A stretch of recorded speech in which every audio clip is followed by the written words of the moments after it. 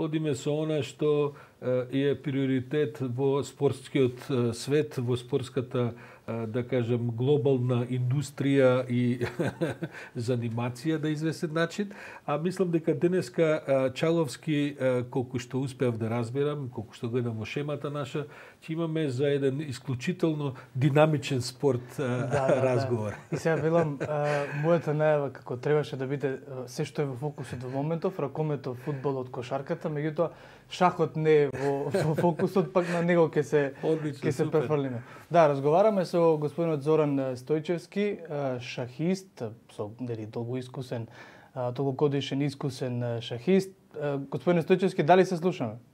Јас се слушам добро. Добро утро. Добро утро, веќе сте во утрински брифинг. Сега во моментов овие изминативе денови, барем и она што го пишуваат сите оние спортски портали или вестници или сите оние медиуми кои што стриктно се бават со спортот, некако шахот како да го нема, но го нема затоа што ракометот, кошарката и фудбалот предничат во однос на оно што значи национален интерес на репрезентациите. Што се случува во време на корона со шахот? Добро утро ще еднаш на сите ваши гледачи и слушатели. Шахот, Шаховската федерација во изминатиот период нормално ги следи состојбите што се случуваат и во светот, и во нашата земја.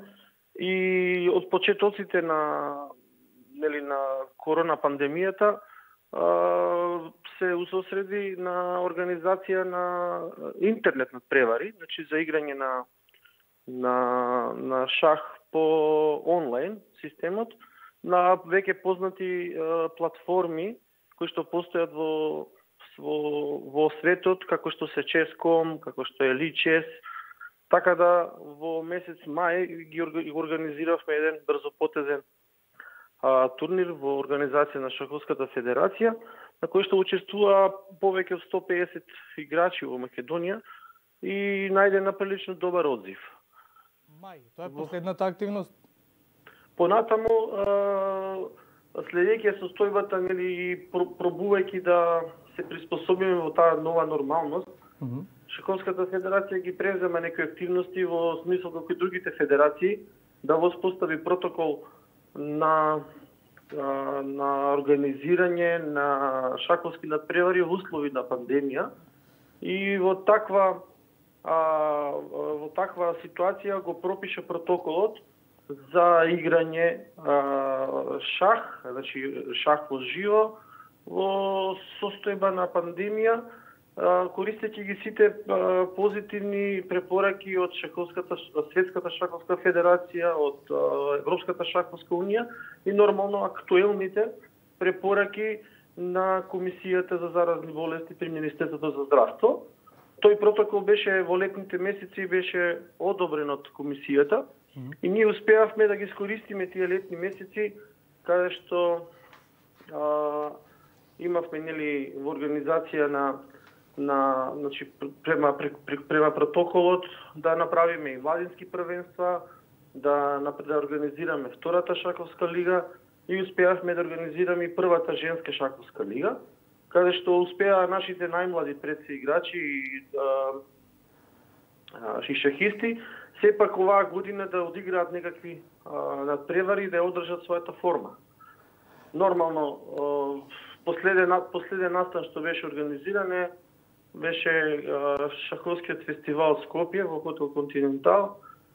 Малте пред почнувањето на големиот втор бран во нашата земја, после на кој настапија околу 150 играчи, исто поделени во 3 сали, значи по 4 метри квадратни. Предпоставувам дека ваквата организација подразбира поголем ангажман со оглед на тоа што шахот се игра со раце и веројатно фигурите после секоја партија се дезинфицираат. Да, така е. Протоколот беше прилично строг и кој би се почитуван во максимално, значи беше максимално почитуван. Ќе ви кажам неколку главни мерки. Се играше на маси на 1,20 м должина, значи не во ширината, него во должината. Се играше со маски, фигурите се дезинфицира, салата мора да биде максимум имаше до 50, 48 играчи, 4 метри квадратни мора да постои по играч во салата, значи големината, растојанието на масите една од друга беа 3 метри, салите мора да бидат проветрени. И господине Стојчевски, во такви услови, што губи шахот од својата магија, бидејќи шахот е пред се игра која што се игра, нели, тет-а-тет, што би се рекло, човек пред човек? Нормално, во такви услови, нели, не е исто кога играте со маска, значи некои, нели, се фокусирате на другите ствари околу. Секако, да, но од друга страна ние мислам дека сепак успеавме до тој момент да успеавме да им возможиме на најголемите влюбеници во шахот сепак да продолжат да ја практикуваат својата игра што највеќе ја сакаат. И сепак да го задржиме некој ниво на организација, на квалитет, на организација на настани, кои што бевме, морам да кажам, и пофалени и од Европската шаковска унија јавно за организацијата на нашите преварувачи кои што настапија на младинското европско онлайн првенство, кој што имаше посебни протоколи исто да се организира во една сала, каде што ќе бидат почитувани сите нели протоколи за заштита при ковид, каде што ќе има официјален судија кој што ќе ги следи нели надпреварувачите дека играат коректно и дека да се обезбедат и камери, каде што на ниво на европското првенство ќе бидат наблюдувани и од европски суди. Ова исто беше посебна статија направена за нашите услови што ги обезбедивме, кои што беа на полуотворен простор во училиштето Јаха Кемал во тој момент, тоа беше во месец, ако не се лажам, септември, организирано. И иначе во меѓувреме се организира и некои други онлайн се организираше светската олимпијада онлайн, каде што исто македонската репрезентација настапи. Се организираше онлайн Балканијадата, но Балканијадата и овие се игра нели од дома, значи преку онлайн контрола со уклучени камери и така натаму. Нормално играњето онлайн не е исто како и играњето во живо. Да. И вие добро рековте дека таа магија нели при онлайн играње малку и се, значи не е исто и адреналинот не е исти, претпоставам. Не е иста, да. Господине Стојчевски, Сашо Ордановски овдека, јас порано како младо момче играв за алкалоид, шах, па потоа некои други преокупации во живот ме фатија и така натаму, не можам да кажам дека направив никаква, кој знае каква кариера во шахот. Меѓутоа, денеска ми паѓа на памет дека шахот е веројатно единствениот спорт кој може да се игра онлайн во услови на пандемија и така натаму. Каква е ситуацијата во светот, ме интересира? Се забележува ли зголемен интерес на млади луѓе и не само на млади луѓе, бидејќи навистина луѓе кои седат во карантина, ако веќе со нешто може да се занимаваат, веројатно е со играње шах онлайн. Има ли некаква пораст на интерес од некакви иновативни форми, средби, надпревари и така натаму во областа на шахот? Да.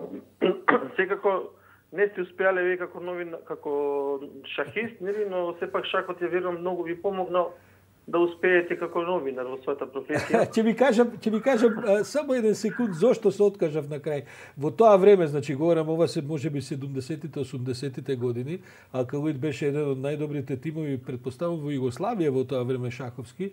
Меѓутоа се играа брзопотезни партии, не говорам официјално она што се случуваше на маргините, на кои почна да се ставаат такви влогови што мене престана да ми биде интересно, бидејќи ризикот и парите кои што беа тогаш во игра, тогаш беа германски марки уште во тоа време и долари.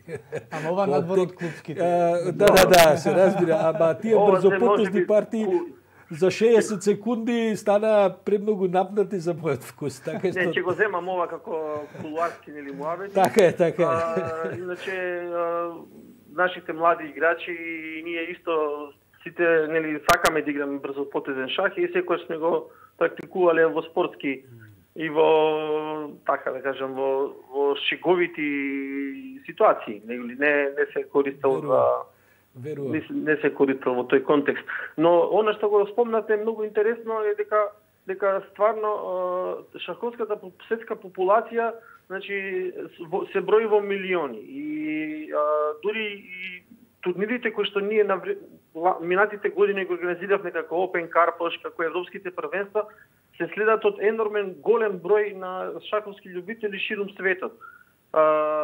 Значи дури имавме со стотици илјади посетители на нашиот Open Karposh, а европското првенство што се организираше во Скопје 2018 и 2015 беше следено тогаш со во милионски број онлайн.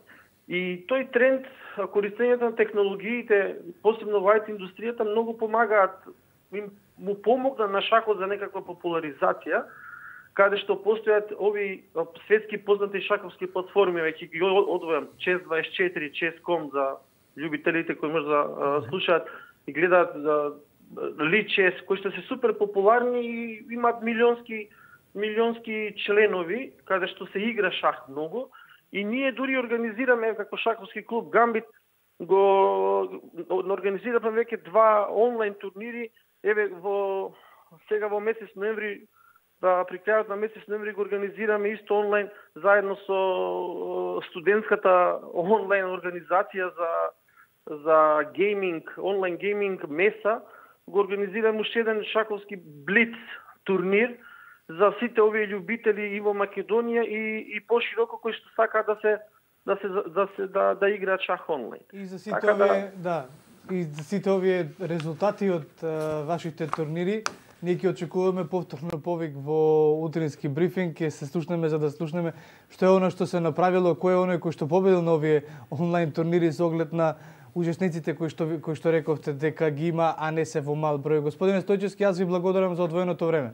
Ви благодарам и вас за можноста да го представиме шахот малку меѓу